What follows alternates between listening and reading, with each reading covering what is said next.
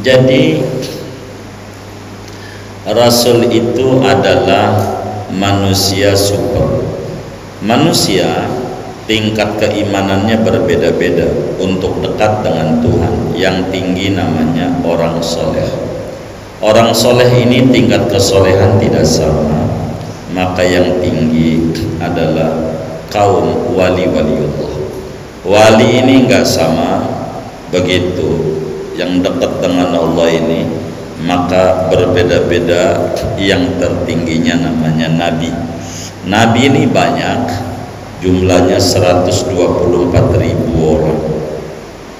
Nabi. Dari banyak itu ada yang tertingginya tingkat spiritual. Itulah yang diangkat oleh Allah menjadi Rasul. Dari 124.000 hanya 315 yang jadi Rasul. Dari 315 tidaklah sama tingkat kesalehannya, ketakwaan dan seterusnya kepada Allah, sehingga ada yang dibutuhkan untuk namanya diabadikan sepanjang zaman. Maka dari 315 menjadi 25. Itulah yang abang kita tanya. 25 ini hebat, dari yang hebat, dari yang hebat, dari yang hebat. 25. Dari 25 ini masih disaring.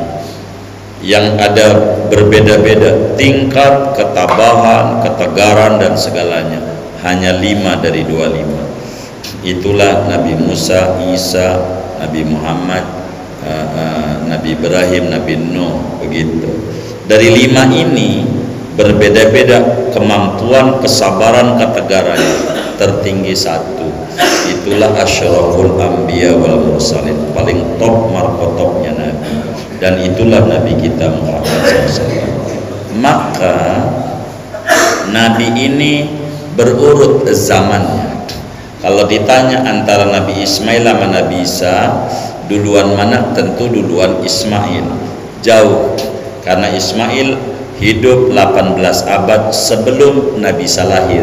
18 abad sebelum Nabi Isa lahir, Nabi Ismail udah lahir dan udah berkiprah dakwah. Begitu. Jadi kalau berbicara begitu, Nabi Ismail duluan hidupnya, begitu. Tapi berbicara tentang ketegaran, ketabahan, maka Nabi Ismail tidak masuk meski beliau sabar, tapi tingkat ngadepin umat yang macam-macam, maka Nabi Isa masuk pada ulul azmi namanya. Nabi-nabi yang memiliki ketegaran luar biasa. Dan itu tinggian Nabi Isa karena memiliki ulul azmi. Jadi tergantung dari sisi yang mana memandangnya.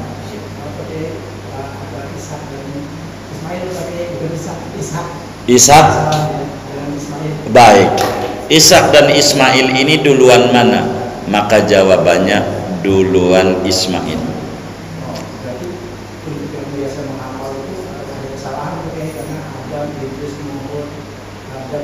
Enggak, jadi barangkali karena sebutan susunan aja. Enggak apa-apa ya Bang, enggak apa-apa ya, enggak apa-apa yang kayak begitu, tidak mengapa. Jadi begini, maka perempuan yang hebat, saya enggak paham kalau di Ulu Jami di Intisomni ada enggak begitu, kayak model Siti Sarah. Siti Sarah tuh namanya disebut superwoman, manusia hebat, itu Siti Sarah. Siti Sarah gitu. Saya enggak paham Siti Sarah di Ulu Jami kayak Siti Sarah Nabi Ibrahim enggak. Jadi Siti Sarah ini menikah lama dengan Nabi Ibrahim, lama menikah, tidak dapat keturunan. Akhirnya beliau carikan perempuan yang paling mulianya, perempuan nyari untuk jadi bini lakinya, dicarikan oleh Siti Sarah. Ada nggak di Intiso begitu? Yang benar nih? Ini menyarikan. Bukan lakinya nyari lalu diunjukin, bukan. Dia yang nyariin. Dia yang nyariin. Mana perempuan paling cakepnya, perempuan akhlaknya, wajahnya, ininya. Lalu diomonglah, namanya Hajar. Lo mau nggak jadi bini laki gue? Dimodalin nikahnya. Ada nggak kayak begitu? Ini yang benar nih. Ada Bu, yang mana? Ya, tuh kayak begitu. Itu Hajar, itu namanya Sarah. Namanya Sarah. Kayak begitu. Bukan mengizinkan, bukan mengizinkan doang, nyariin terus ngawinin, modalin, pestain. Itulah Hajar dengan Ibrahim yang modalin Siti Sarah. Makanya saya tanya, ada nggak dihujani? Tuh begitu Pak.